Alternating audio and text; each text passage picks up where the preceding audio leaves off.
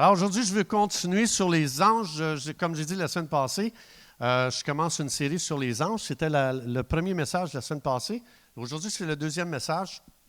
Et je veux qu'on regarde ensemble les anges le jour de la résurrection. Donc, le matin de la résurrection, les anges qui étaient là. On va parler de ça aujourd'hui, mais une des choses, je veux juste revenir juste rapidement, OK? Je vous encourage, si ce n'est pas clair ce que je vais dire, juste aller écouter le message de la semaine passée. J'ai développé un peu plus sur qu'est-ce que je vais expliquer dans les premiers versets. Mais vous vous souvenez qu'on a vu que les anges ne sont-ils pas des esprits au service de Dieu, envoyés pour exercer un ministère envers qui? En faveur de ceux qui doivent hériter du salut. C'est qui ça? Donc, c'est chaque personne qui reconnaît que Jésus est mort à la croix pour lui, pour ses péchés. C'est chaque personne qui croit que Jésus-Christ est mort, a été enseveli, qu'il est ressuscité des morts, que cette personne dit, Jésus, je crois que j'ai besoin de toi pour me laver de tout péché, me réconcilier avec Dieu, et je te reçois comme mon sauveur. Vous vous souvenez le larron à la croix? Il y en a un qui ne voulait rien savoir, l'autre a dit, souviens-toi de moi quand tu viendras dans ton règne. Et Jésus, qu'est-ce qu'il a dit à lui? Aujourd'hui même, tu seras avec moi où? Au paradis. Très simple. Si je veux être réconcilié avec Dieu, si je veux ma place au ciel avec Jésus pour l'éternité, simplement croire en lui, aussi simple que ça. Dans vos mots, vous dites, Jésus, j'ai besoin de toi, je suis pécheur, je suis né pécheur. Je ne sais pas que tu es de mauvaise personne. On est né pécheur, on a besoin d'un sauveur et on reconnaît que Jésus est notre sauveur. Alors ici, soteria ou sozo, ça veut dire que les autres, le genre de ministère qu'ils font, c'est selon le besoin. Hein? Quand que ça dit, ils vont faire du ministère, ou bien sozo. Leur ministère, c'est de faire le ministère sozo, qui veut dire, il est là pour te sauver. Hein? Mais je veux dire, tu es dans une situation critique, pas juste pour être pardonné nos péchés et être réconcilié avec Dieu. Tu es dans une situation dangereuse, tu as besoin d'intervention. Les anges sont là pour faire du ministère, pour intervenir si tu es dans une position de danger. Ils sont là pour te délivrer. N'importe quelle sphère dans ta vie que tu as besoin de délivrance, de n'importe quelle dépendance ou peu importe, les anges sont là pour faire du ministère envers toi en fonction de ton besoin. Ou bien encore te mettre à l'abri parce que tu es menacé, ou bien encore te guérir si tu as besoin de guérison, ou te restaurer, te rétablir, etc. C'est ça que ça veut dire. Sozo ou soteria, ça veut dire, leur genre de ministère, c'est d'y aller, d'intervenir dans ta vie en fonction de ton besoin présent. Alors, c'est pour ça que les anges font énormément de choses dans la vie d'une personne. Donc, c'est en fonction de la destinée qui est écrite dans le livre de Dieu concernant une personne. Hein, on a vu la semaine passée, dans 2 Timothée 1,9, ça dit que tous ceux qui ont été sauvés ont de la part de Dieu une destinée. Vous vous en souvenez? Prothésis, pro qui veut dire avant, thésis, une thèse. Quand quelqu'un écrit une thèse, ça veut dire, dans Psaume 139, ça dit avant même que Dieu crée le ciel, la terre, tout ce que tu vois, la végétation, les animaux, Dieu a écrit une thèse sur toi. Autrement dit, il a écrit ton but, ta destinée, ton appel, ta mission, tout est écrit dans ce livre-là, dans le livre de Dieu, avant qu'aucun d'eux n'existe. Et dans 2 Timothée 1,9, j'ai expliqué, avant même que la terre ait été créée, tu as été destiné, prothésis. Alors, ça veut dire que tout est écrit. J'ai une question pour toi. Si tu savais, si tu apprenais aujourd'hui que quelqu'un a écrit un livre sur ta vie, tu ne savais même pas, quelqu'un à ton insu t'a observé, t'a étudié, il a tout regardé tes manières, tes paroles, tes pensées, tes choix, et cette personne a écrit un livre sur toi. Et ce livre-là, il se trouve sur les tablettes des librairies. Qu'est-ce que tu ferais? Tu vas le chercher? Qui ici dirait, oh, moi, je ne veux même pas lire ce qu'il a écrit? On serait tous intéressés d'aller acheter ce livre-là le plus tôt possible et de lire ce qu'on a écrit sur moi. C'est pour ça que Dieu nous a dit, je veux que tu saches que j'ai écrit tout sur ta vie dans mon livre. Dans le but qu'on soit excité à chercher qu'est-ce que Dieu a écrit dans ce livre-là. Concernant ma destinée, les buts que Dieu a établis pour ma vie, les dons, mon appel, pourquoi je suis né dans cette génération, Seigneur, qu'est-ce qui est dans ton livre, pourquoi tu as voulu que je sois né dans cette génération. Donc Dieu il a fait ça juste pour qu'on on puisse chercher. Jésus dit, cherchez et vous trouverez. On peut trouver ce qui est écrit dans ce livre-là. C'est seulement les gens qui ont soif de savoir, Dieu, ça m'intéresse de savoir qu'est-ce qui est dans ce livre. Parce que les anges que Dieu a signés sur ta vie sont là pour, comme j'ai expliqué la semaine passée, ils lisent le livre que Dieu a écrit sur toi et ces anges-là veillent à ce que tout ce qui est écrit sur toi, tu puisses en prendre possession, que tu puisses l'expérimenter, que tu puisses marcher dans ce qui est écrit dans ce livre-là. Et on va voir aujourd'hui justement les anges qui sont impliqués le jour de la résurrection, puis vous allez voir qu'ils vont faire une démonstration extraordinaire de qu'est-ce que ça veut dire faire du ministère envers quelqu'un qui est écrit dans le livre de Dieu. Faire du sozo. Donc, les anges ici, ce qu'ils vont faire, c'est qu'ils vont faire du sozo. Donc, comme je l'ai dit tantôt, ils vont soit délivrer, soit sauver, soit mettre à l'abri. Mais aujourd'hui, on va voir une délivrance extraordinaire que les anges ont opérée, parce que c'était ça qui était écrit dans le livre de vie concernant 2 femmes qui sont allées le matin très tôt au tombeau de Jésus. Et je vais vous expliquer le contexte pour comprendre l'ampleur de ce texte-là. Mais ici, ce qui est important, c'est qu'il va faire du sozo ou du ministère de délivrance par rapport à la catégorie de gens les plus oppressés et les plus esclaves du temps de Jésus. Alors ici, pour comprendre cet événement-là, pour comprendre l'événement qu'on va voir, je dois vous expliquer ces 2 femmes qu'on va voir, 2 maris. Ce n'est pas Maria et Marie, son mari à elle. C'est 2 maris qui vont aller au tombeau. Mais je dois vous expliquer pourquoi que les anges ont dirigé 2 femmes le matin de la résurrection de Jésus à son tombeau. Il faut connaître la culture du temps, et je vais vous la lire ici. La culture qu'il y avait dans le temps de Jésus, je vais vous l'expliquer ici. Entre Malachie, quand vous lisez la Bible, le dernier livre de la Bible s'appelle Malachie, c'est un prophète. Et il y a eu 400 ans dans la Bible où est-ce qu'il n'y a pas eu de prophète jusqu'à Jean-Baptiste, qui est le prophète du Nouveau Testament. Pendant 400 ans, Dieu parlait à travers les prophètes dans l'Ancien Testament. Quand vous utilisez ça, vous allez voir que Dieu explique qu'il ne fait rien sans avertir ses prophètes. Alors, quand Dieu parlait aux prophètes, les prophètes se tenaient devant le peuple et ils commençaient à déclarer ou à prophétiser ou à relâcher ce que Dieu leur avait dit. Il y a eu un temps de silence de 400 ans entre Malachie et Jean-Baptiste. Dieu n'a pas parlé du tout, ça veut dire qu'aucun prophète pouvait parler de la part de Dieu. Donc, il y a un silence de Dieu, on n'entend rien de Dieu, et il est né une catégorie de gens, entre autres, il y en a d'autres, mais je veux juste en nommer un. Il y a une catégorie de gens qui se sont levés pendant ces 400 ans-là qu'on appelle les pharisiens. Et quand vous allez lire le Nouveau Testament, l'Évangile de Jésus, vous allez voir que les pharisiens sont continuellement présents et c'est eux autres qui s'opposent continuellement à Jésus et c'est eux autres qui créent beaucoup de problèmes à Jésus. Alors, eux autres sont nés dans ces 400 ans-là. Dieu ne parle pas, il y a des gens qui se lèvent et que sans que Dieu leur parle, ils établissent une religion qu'on appelle les pharisiens. Et ces pharisiens-là, ils ont inventé 613 lois que Dieu ne leur avait jamais données. Donc, ils vont faire plein de lois, mais le but de ces lois-là, ce n'est pas pour aider le peuple. Ça va asservir le peuple. Alors, dans ces 613 lois-là, il y a 100 lois qui sont écrites contre les femmes. Les pharisiens détestaient les femmes. Et à chaque fois dans l'histoire, quand tu lis la Bible, tu vois qu'à chaque fois qu'un roi craignait Dieu, honorait Dieu, il libérait les femmes. Et chaque fois qu'un roi n'aimait pas Dieu, il méprisait Dieu, les femmes ont toujours été oppressées, diminuées, continuellement. Et c'est ce que ça fait la religion. Et c'est pour ça que les femmes se sont défendues. À un moment donné, le mouvement de la liberté des femmes.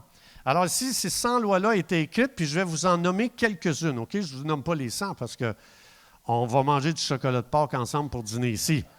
Alors, ces 100 lois-là ont fait de ce groupe, les femmes, c'est devenu le groupe le plus oppressé. Les femmes, dans ces lois-là, n'avaient aucun droit, aucun respect, pas même le droit de voter. Vous vous en souvenez quand on a commencé à donner le droit aux femmes ici au Québec de voter? Comment il a fallu que du sang coule pour que les femmes puissent voter. Elle n'avait aucune influence politique.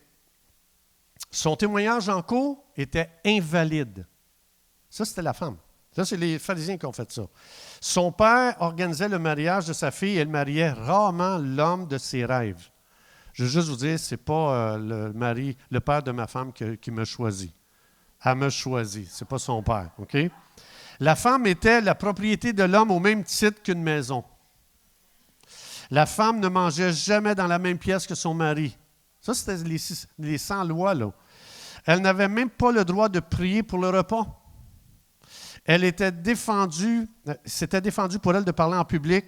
Elle devait se voiler lorsqu'elle sortait sur la place publique. Sinon, son mari pouvait la divorcer.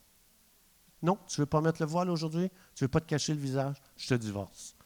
Alors, ensuite de ça, elle devait se couvrir le visage pour n'avoir aucune attention, parce qu'elle n'avait aucune valeur. Ça, c'était les pharisiens qui ont inventé ces lois-là. Plus qu'elle devenait invisible, plus elle était considérée comme vertueuse. Une fille n'avait même pas le droit à l'éducation, seulement le garçon. La femme n'avait pas le droit d'entrer dans une synagogue, encore moins lire la Bible ou enseigner la Bible à ses enfants. Alors, imagine-toi, là, tu en as 100 comme ça là, parmi les 613, mais les 513 autres, c'était pour amener une oppression incroyable, religieuse, des fardeaux sur le peuple de Dieu. Alors ça, c'est dans cette période de 400 ans que ces choses-là sont nées. Alors, donc, ça, c'était la culture du temps de Jésus. C'est pour ça que dans le livre de Dieu, Dieu a dit, 2 femmes vont révolutionner. Je les choisis, elles sont appointées, je les ai préparées pour un ministère de révolution contre la culture de pharisiens qui avait été imposée à ce peuple-là. Alors, regardez bien ici. On va regarder ça ici. Matthieu 28, 1 à 10. Après le sabbat, donc une des choses que je veux juste dire ici aux gens, les gens se demandent pourquoi est-ce qu'on ne se réunit pas le samedi, le jour du sabbat, parce qu'on célébrait le sabbat de la création jusqu'à la venue de Jésus. Le 7e jour, Dieu se reposa. Mais on se réunit le dimanche parce qu'on ne célèbre plus le repos, on célèbre la résurrection de Jésus. Et c'est pour ça que vous allez voir, les premiers croyants dans la Bible ont commencé à se réunir le dimanche parce qu'on est passé dans une nouvelle ère. OK? Alors, après le sabbat, à l'aube du premier jour de la semaine, donc le dimanche, Marie de Magdala et l'autre Marie allèrent voir le sépulcre. Donc, avant même que le soleil se lève, probablement qu'il y avait très, très hâte, oui, mais aussi les femmes faisaient très, très attention, comme j'ai dit tantôt, d'être en public et surtout d'aller voir le corps de Jésus au sépulcre. Alors ici, ils sont allés à l'aube. Donc, le soleil n'était pas levé encore, il faisait encore nuit. Et voici un grand tremblement de terre. Il y eut un grand tremblement de terre, car un ange du Seigneur descendit du ciel et vint rouler la pierre et s'assit dessus. Je vais vous montrer un petit peu ce que ça avait l'air ici. Voilà. Cette pierre-là pesait entre 2 et 4 tonnes. OK? C'est important de savoir ceci. Donc, ce qu'on faisait, c'est qu'on roulait, la pierre devant l'entrée, mais après, c'était impossible de rouler la pierre à l'envers parce qu'il y avait une descente comme ça. Donc, imagine-toi 2 tonnes à 4 tonnes, puis tu commences à vouloir ramener ça à l'inverse.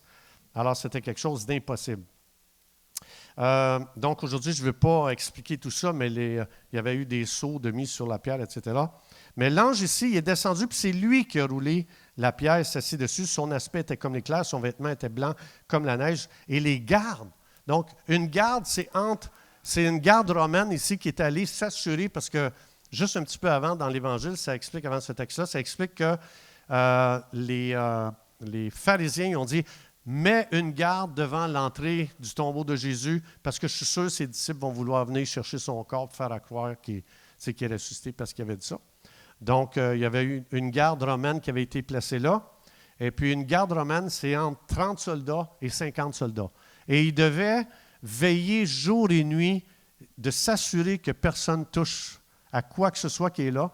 Et si un soldat, si jamais les soldats s'étaient endormis puis il y aurait eu une magouille qui se passe pendant ce temps-là, puis ils se sont fait prendre par surprise, mettons les soldats, mais ça coûtait la vie de chaque soldat qui était en veille cette nuit-là, ou le jour. Alors, crois-moi que tu n'avais pas le goût de dormir parce que tu savais que ça coûtait ta vie. Alors, si les gardes tremblèrent de peur et devinrent comme morts. Mais l'ange prit la parole et dit aux femmes, « Pour vous, ne craignez pas, car je sais que vous cherchez Jésus. »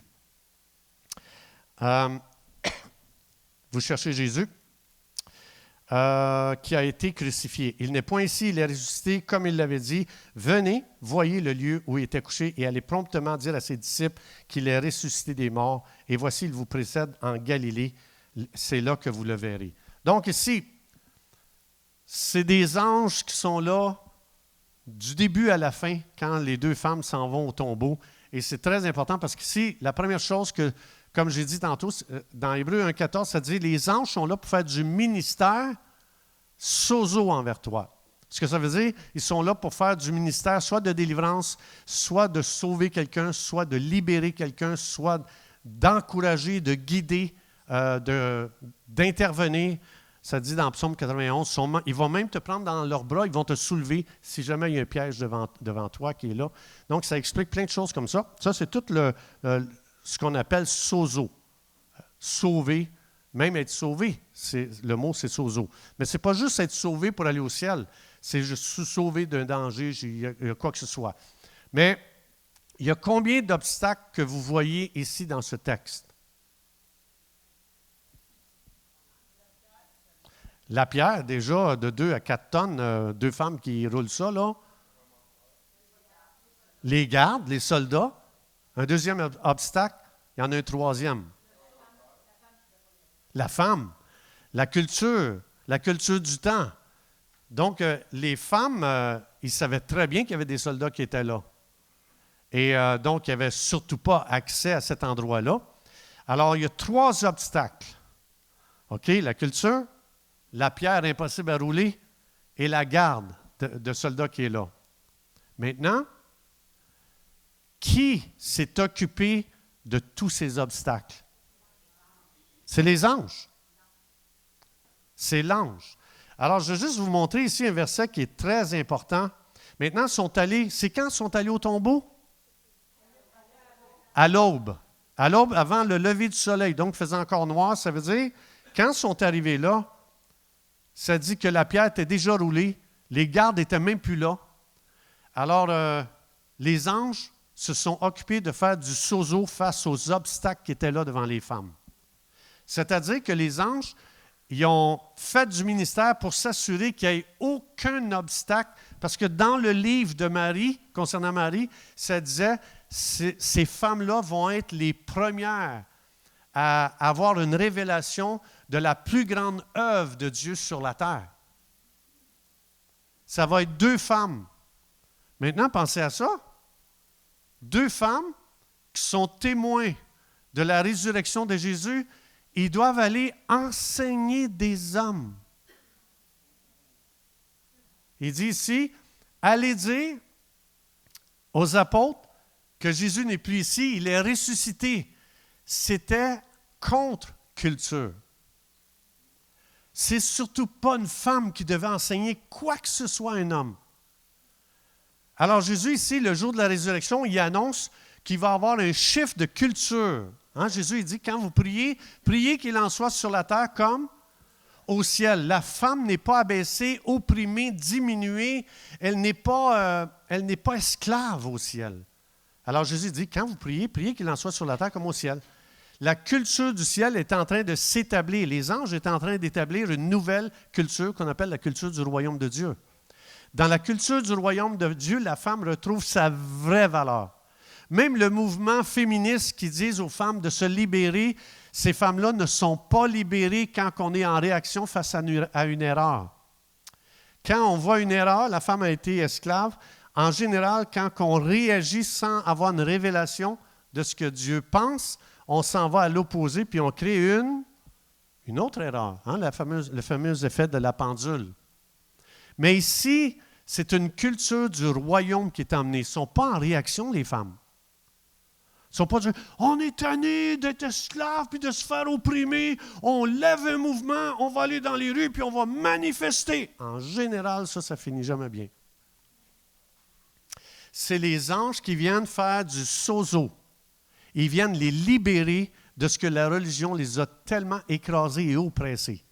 Et c'est la première fois que ces femmes, tu imagines, ils reçoivent, vous allez voir, on va en parler, ils reçoivent un mandat d'aller enseigner les hommes sur la résurrection.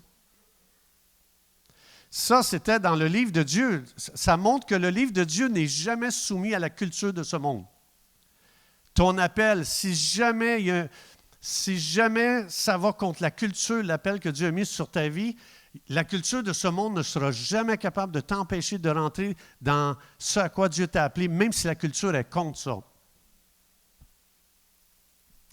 Alors ici, regardez bien, donc ils sont allés à l'aube et regardez ce que ça dit dans Psaume 127, 2. En vain tu te lèves le matin et que tu te couches tard le soir et que tu manges le pain de la douleur. Dieu en donne autant à ses bien-aimés pendant l'heure. Quand les anges sont-ils allés rouler la pierre? La nuit? Ils sont allés à l'aube, eux autres, là. Il faisait encore noir. Ça veut dire que pendant que les deux maris dormaient, les anges commençaient déjà à faire du ministère en faveur que ces deux femmes-là reçoivent la plus grande révélation de toute l'histoire de l'humanité, qui était la résurrection du Fils de Dieu, comme quoi que son sacrifice a été accepté par Dieu au ciel. Alors, ça, je rappelle juste que les anges ne peuvent jamais rien dire ou ne peuvent jamais rien faire si ce n'est pas écrit dans le livre de Dieu pour ta vie.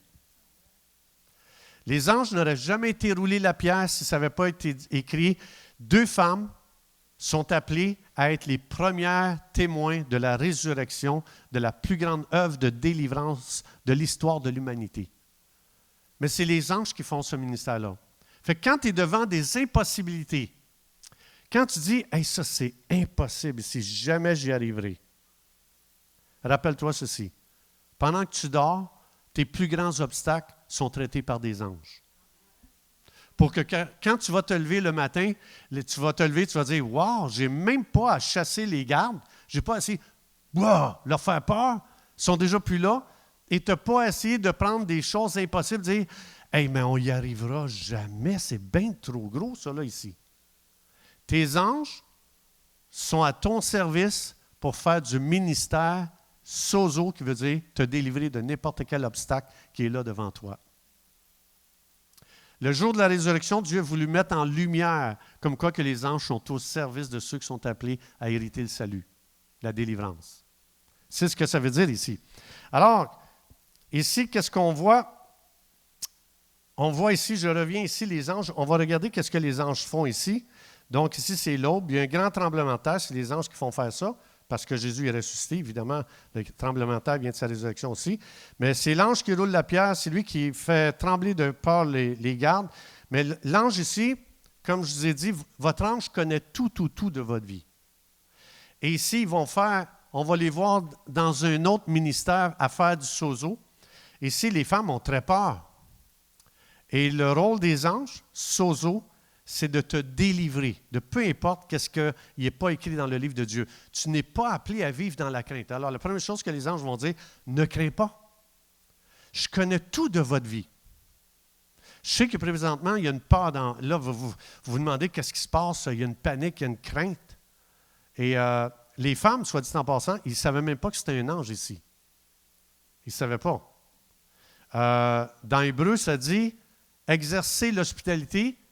Parce que sans le savoir, parmi vous, il y a des gens qui ont hébergé des anges. Ce que ça veut dire, c'est qu'il peut y avoir un ange en avant de toi, puis toi, tu penses que c'est une personne, un être humain, mais c'est un ange. Ils prennent une forme humaine. On va le voir plus tard, mais ici, il va dire, ne craignez pas, il les connaît dans toutes leurs émotions. Ton ange, c'est exactement ce que tu ressens présentement. L'angoisse, l'inquiétude, la peur, le stress. Et l'ange a un ministère de te délivrer de toutes ces choses-là.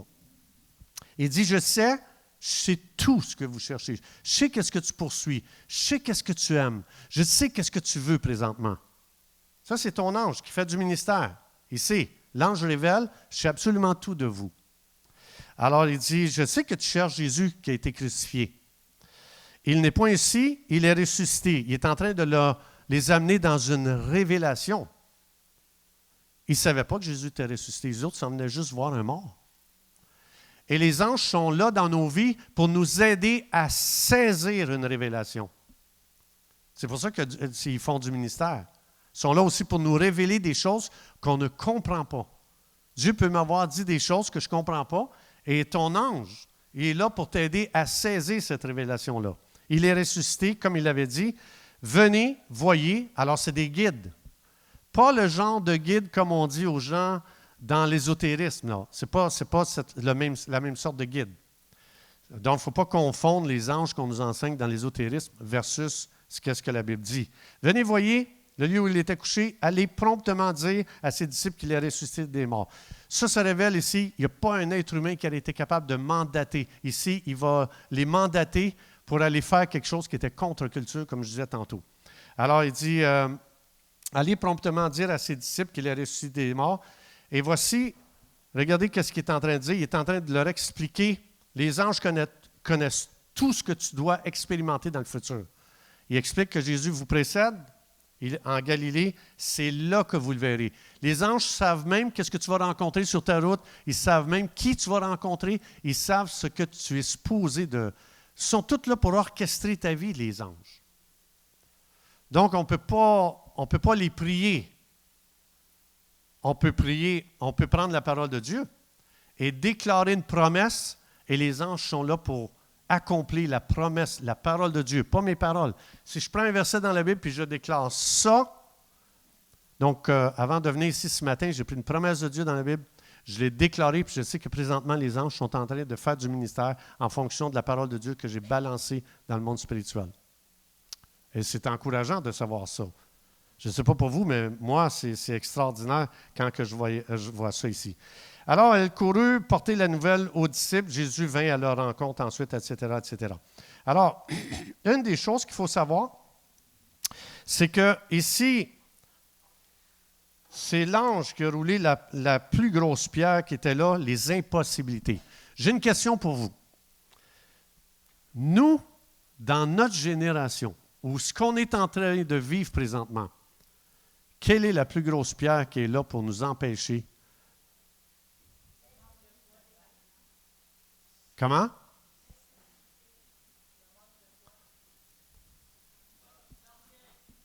C'est qui les chiens de garde qui sont là pour nous empêcher, nous, de prendre possession de la révélation que Dieu a pour notre vie?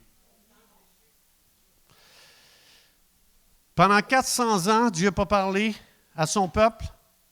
Il est né une religion qui a inventé 613 lois. Avez-vous remarqué au Parlement, quand on a enlevé le crucifix,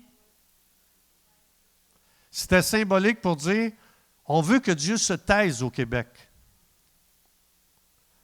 Notre grande pierre, ceux qui étaient là mercredi, qui ont écouté le témoignage des avocats, pendant qu'on met Dieu dehors au Québec, les avocats nous l'ont dit, nous l'ont expliqué, on invente continuellement des lois pour nous enlever nos droits, nos libertés.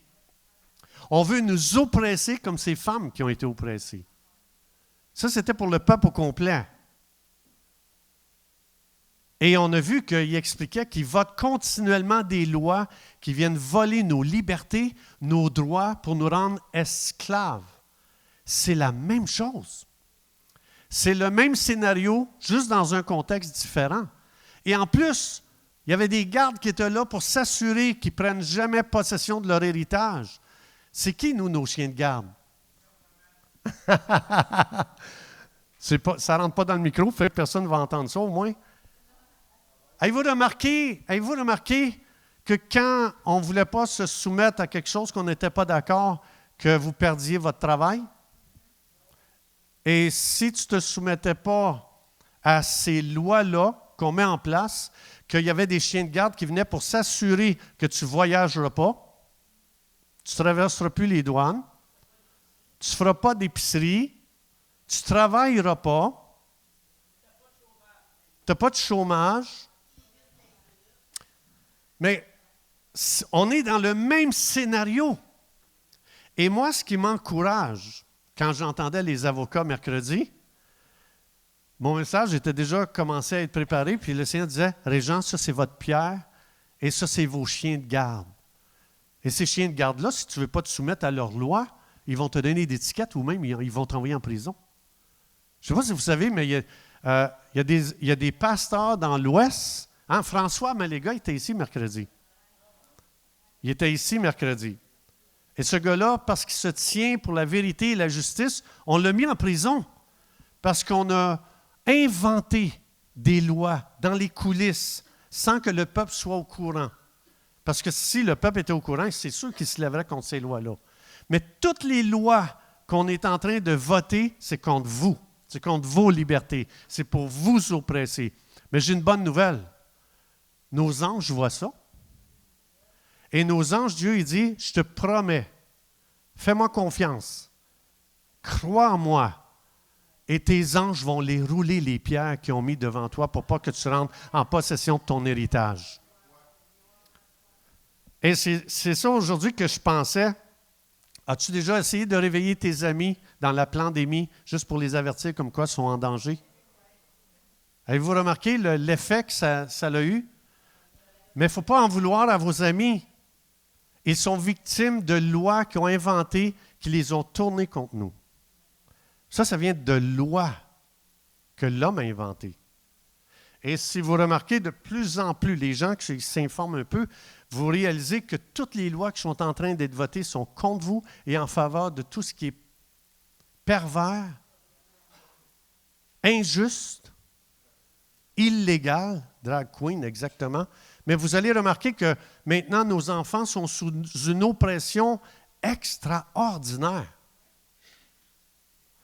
Et c'est pour ça que je veux, moi, à un moment donné, quand j'ai commencé à tout connaître la game de ce qui se passait, je te garantis, j'ai eu de la misère à dormir. Et c'est pour ça que le Seigneur nous a mis à cœur, moi et mon épouse, en même temps, enseigner sur les anges, afin que mon peuple soit encouragé. Pour qu'il réalise. Parce que moi, si tu me dis, « Hey, lève-toi puis renverse le système », ça pèse 4 tonnes, cette affaire-là. Comment tu veux que j'y arrive? Ouais, mais il faut être encore plus, il faut encore plus de gens réveillés. Ah oui, moi, je vois tout Paris dans les rues. Ils ne sont pas capables de renverser cette pierre-là de 4 tonnes. Ils se font battre, ils se font massacrer, ces gens-là. Et on va le voir dans la Bible. Mais Dieu a toujours choisi très peu de gens pour libérer les peuples. Et moi, cette parole-là, à cette heure, je l'ai cancellée. J'ai dit, no way! Ça prend juste une personne que Dieu a mandatée qui se lève avec Dieu. Moi et Dieu, on est déjà majoritaires. Quand tu vois Élisée et son serviteur sont entourés d'une armée, et son serviteur dit à Élisée, « On est fini, t'as-tu vu toute cette armée-là de Syriens qui sont autour de nous? On va être massacrés, Élisée. » Élisée dit, « Attends un petit peu, calme-toi le pompon. Seigneur, ouvre-y les yeux pour qu'il voit qui est avec nous. » Et ses yeux se sont ouverts, puis il a vu une plus grande armée angélique autour, et c'est ça qui a fait qu'il a été délivré de la peur. Et moi, je connais l'agenda présentement des mondialistes. J'ai étudié attentivement, profondément. J'ai graffiné, je suis allé voir le plus profond possible que je pouvais aller, et je te garantis l'agenda qui est là. Oh boy! J'aurais tendance à dire, comme le serviteur d'Élisée, « On est fini! » Et Dieu dit, « Pauvre toi, tu ne vois pas l'armée qui est avec toi! » Et c'est comme ça qu'on trouve notre encouragement, en ouvrant la Bible et en voyant dans une autre réalité qu'est-ce qui se passe réellement. Parce que moi, quand j'entends « Lève-toi puis renverse la bête », quoi? Lève-toi, renverse le système de la bête. Eh boy, tu m'en demandes! Et prends tes forces, prends le plus de gens avec toi, puis essaye de renverser la bête. Hey, moi, je lève le drapeau blanc, je me rends tout de suite. À moins que je commence à avoir une révélation que quand je vais dormir avec le pouce dans la bouche, des anges vont aller faire l'impossible pour moi afin que je puisse vivre libre. Ce n'est pas à moi à rouler la pierre. Ce n'est pas à moi à faire peur aux gardes. Ce n'est pas à moi d'essayer de convaincre les gens qu'il y a une nouvelle culture du ciel sur la terre et qui est en ma faveur pour ma liberté. C'est aux anges que Dieu a signé sur ma vie. Et les autres, ils doivent lire continuellement ce livre et dire, Régent est appelé à telle chose. Et si on l'aide à comprendre ce à quoi il est appelé, bien, quand il va se lever, il va commencer à compter combien de gens sont réveillés. Il va être découragé, mais on va lui rappeler que lui plus Dieu ils sont majoritaires et ils vont gagner. Parce que Jésus, il s'appelle le capitaine des armées angéliques. Et les psaumes disent que le capitaine des armées, ça dit Yahvé, des armées angéliques, est à mes côtés et il va me délivrer, il va me libérer. Et j'ai trouvé que la seule chose qui m'encourage dans tout ce qu'on vit présentement, c'est de rentrer dans la dimension spirituelle, avoir des yeux spirituels et réaliser que ceux qui sont avec nous, les anges, sont plus nombreux que ceux qui sont contre nous présentement, qui inventent ces lois-là, qui nous oppressent, qui nous écrasent et qui nous veulent nous rendre une vie misérable. Aujourd'hui, c'est la célébration de la résurrection. Ce que ça veut dire, c'est que comme on voit ici, les gens les plus opprimés, le jour de la résurrection, ils ont été délivrés, ils ont été affranchis, ils ont été mandatés, ils ont été commissionnés par des anges. Et Dieu dit, fête la résurrection, ça veut dire fête qu'aujourd'hui, c'est ta liberté et que toi, tu es précieux.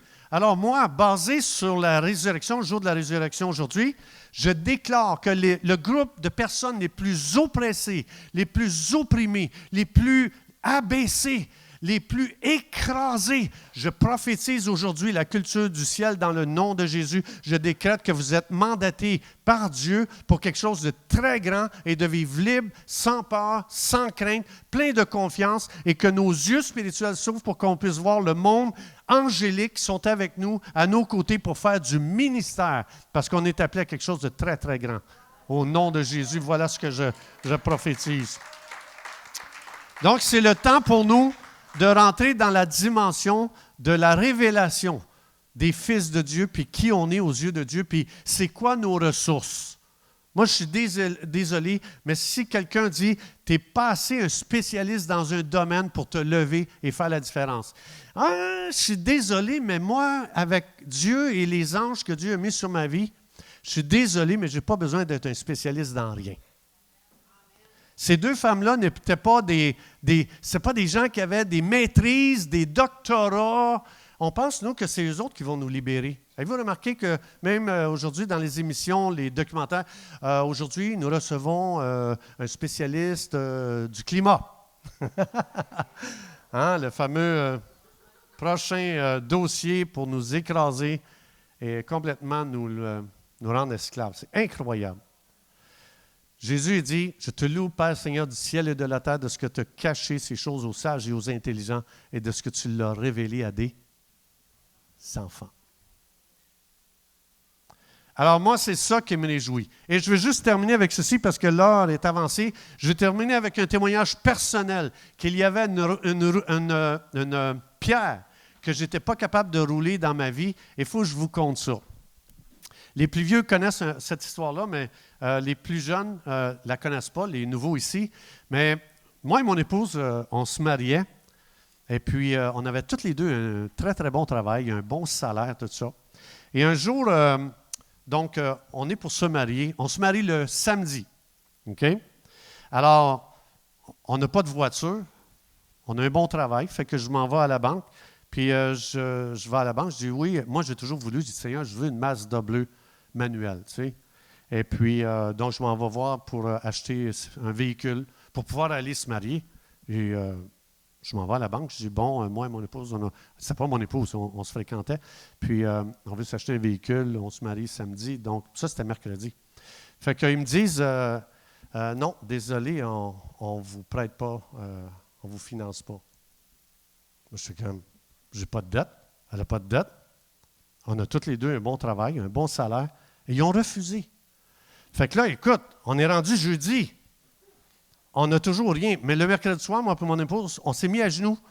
Puis on a prié, on a dit, Dieu Tout-Puissant, on est des bébés spirituels. Là. On vient de se convertir, ça ne fait pas longtemps. Et puis on est des bébés spirituels. On a besoin d'aide, Seigneur.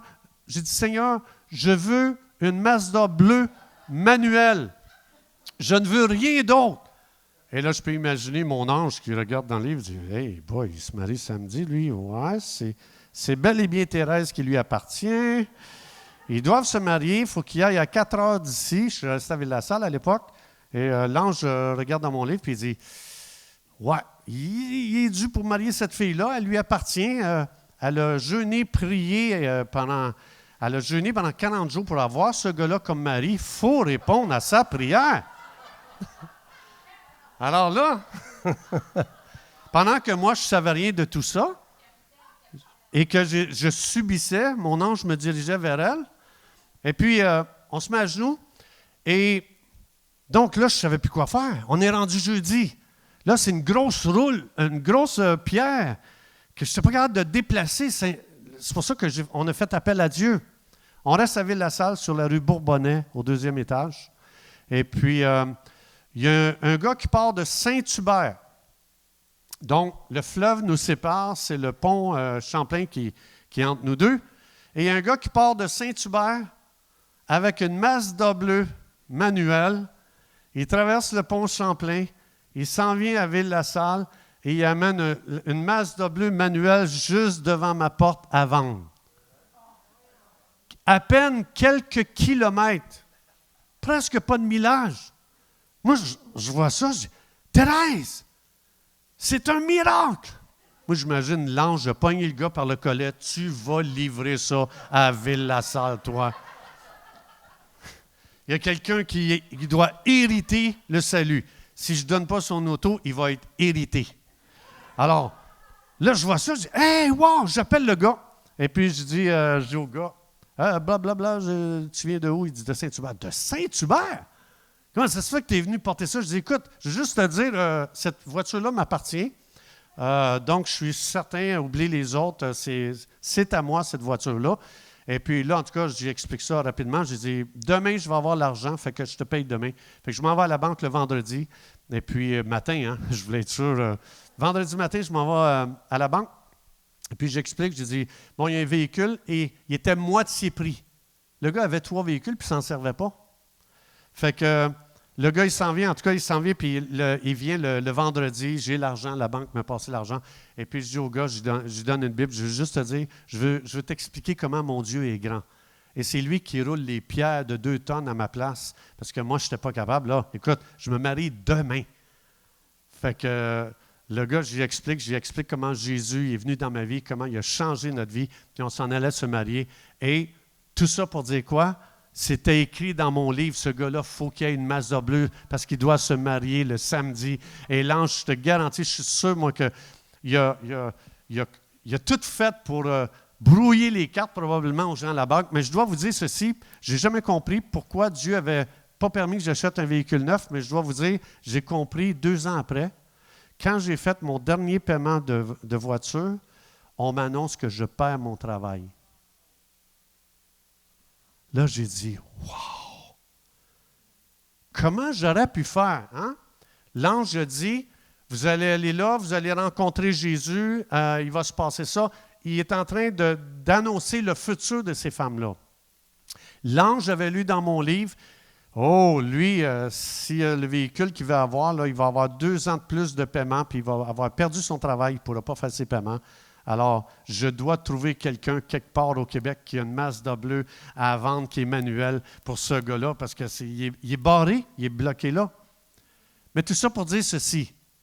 Les anges agissaient pour eux autres, mais ils agissent pour nous. J'ai plein de témoignages comme ça que je pourrais passer la journée à vous raconter que c'est des impossibilités humaines. C'est parce que les anges travaillent en notre faveur. Ça dit, ils sont des serviteurs. Fait que moi et mon épouse, quand on a pris une promesse de Dieu qui dit « Je pourvoirai à tous tes besoins », bien, on a commencé à dire « On croit ça, on loue Dieu, on ne doute pas et on va voir la main de Dieu puissante à l'œuvre. » Mais c'est la même chose avec ce qu'on est en train de vivre présentement.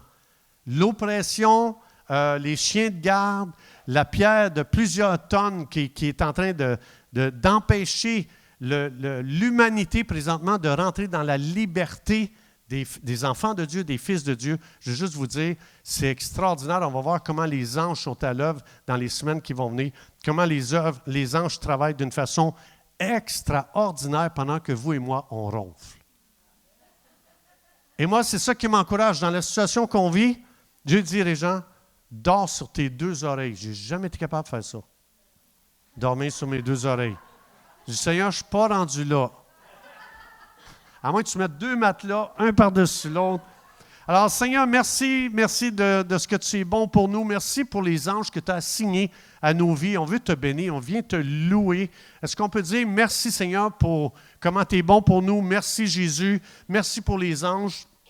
Et j'appelle une onction de révélation concernant qui est avec vous aujourd'hui, qui travaille en votre faveur afin que vous soyez puissamment encouragés dans le nom de Jésus. Joyeuse résurrection dans le nom de Jésus. Amen.